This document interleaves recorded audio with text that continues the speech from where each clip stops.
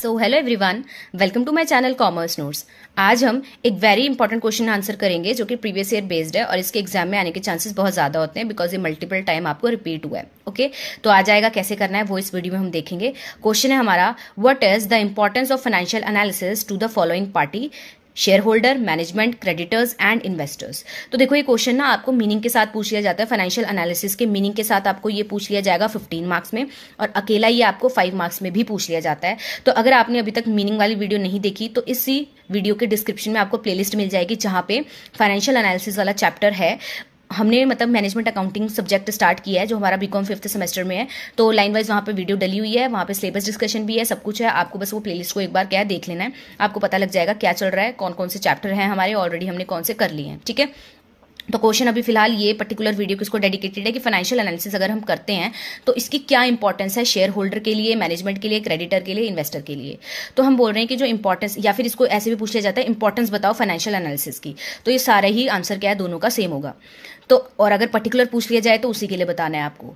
तो बोल रहे हैं जो इंपॉर्टेंट है ना फाइनेंशियल एनालिसिस की वेरियस पार्टी को, वो हम डिस्कस कर रहे हैं नीचे। सबसे पहला पूछा है इन्होंने शेयर होल्डर। तो देखते हैं शेयर होल्डर के लिए फाइनेंशियल एनालिसिस की क्या इंपॉर्टेंस है। तो क्या बोला कि जो शेयर होल्डर होते हैं ना, उनको ये देखना होता है, वो कंसर्न होते हैं about the safety of their investment, कि जो हमने इन्वेस्टमेंट किया है क्या वो सेफ है, कंपनी के शेयर में जो आपने क्या है शेयर खरीदे हैं, जो आपने इन्वेस्ट किया है क्या वो सेफ है। They want to know the rate of return, वो ये जानना चाहते हैं कि कितना रेट ऑफ रिटर्न हमें मिलेगा अगर हमने इन्वेस्टमेंट किया तो। They are also interested in knowing the financial position, वो इंटरेस्टेड होते हैं कि कंपनी की फाइनेंशियल पोजीशन क्या है, फ्यूचर प्रोस्पेक्टिव क्या है उनका, मतलब फ्यूचर प्रोस्पेक्टिव क्या है उनका, वो आगे क्या करते हैं, ग्रोथ क्या है, ग्रोथ पोटेंशियल क्या है उनकी। फाइनेंशियल एनालिसिस ना प्रोवाइड करता है ये सारी इंफॉर्मेशन शेयर होल्डर को, और रिकमेंड करता है शेयर होल्डर को कि उनको अपना शेयर होल्ड करके रखना चाहिए या फिर सेल कर देना चाहिए। ठीक है, तो अगर मैं दोबारा बताऊं तो जो शेयर होल्डर है ना, उसको सबसे पहले तो फाइनेंशियल पोजीशन देखनी है कंपनी की, फाइनेंशियल स्ट्रेंथ देखनी है कंपनी की, उनका ग्रोथ पर्सपेक्टिव क्या है वो देखना है। क्यों? क्योंकि उसने शेयर में इन्वेस्ट किया हुआ है ना। तो उसको ये देखना है कि क्या मेरा जो शेयर मैंने खरीदा है वो सेफ है, क्या उसमें से रिटर्न जो है हम मुझे मिलेगा अच्छा खासा। तो ये सारी इन्फॉर्मेशन इसको कहाँ मिलेगी, फाइनेंशियल एनालिसिस जब वो करेगा।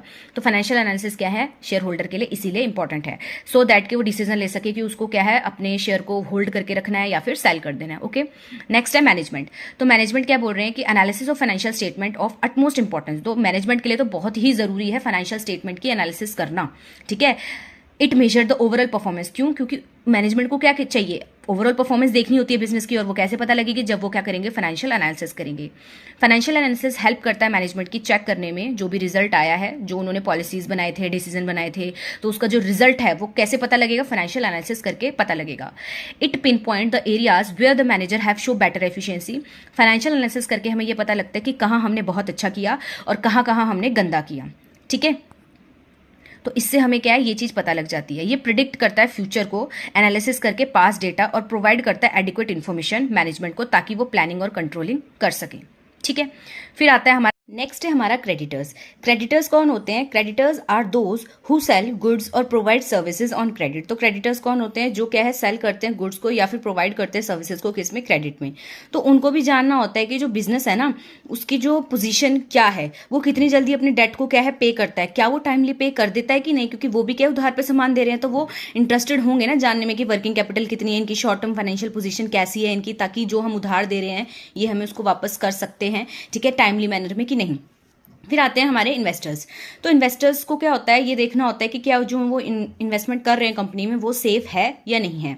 तो उनको जानना होता है कि जो कंपनी है वो एडिक्वेट रेट ऑफ रिटर्न देती है इन्वेस्टमेंट में। उनको ये जानना होता है कि जो फाइनेंशियल पोजीशन है कंपनी की वो क्या है, फ्यूचर पर्सपेक्टिव क्या है कंपनी का। ठीक है, तो फाइनेंशियल एनालिसिस जब वो करते हैं तो वो उनको एक प्रोवाइड कर देता है ये सारी की सारी इन्फॉर्मेशन। ठीक है, जिस हिसाब से फिर क्या है वो अपना आगे फर्दर डिसीजन लेते हैं कि उनको होल्ड करना है, इन्वेस्ट करना है सिक्योरिटीज को, या यहाँ पे नहीं करना। ठीक है, तो ये हमारे कुछ पॉइंटर्स थे जिसमें हमने क्या देखा, जिसमें हमने इंपॉर्टेंस देखी थी फाइनेंशियल एनालिसिस की कि फाइनेंशियल एनालिसिस क्यों जरूरी है, और हमने देखा कि शेयर होल्डर के पॉइंट ऑफ व्यू से, मैनेजमेंट के पॉइंट ऑफ व्यू से, क्रेडिटर्स के पॉइंट ऑफ व्यू से और इन्वेस्टर के पॉइंट ऑफ व्यू से। ठीक है, तो होप आपको ये पूरा क्वेश्चन समझ आया हो। 5 मार्क्स में क्वेश्चन आता है और मीनिंग के साथ ही 15 मार्क्स में आ जाता है। तो अगर वीडियो पसंद आई हो तो लाइक शेयर सब्सक्राइब जरूर करें। Thank you for watching this video.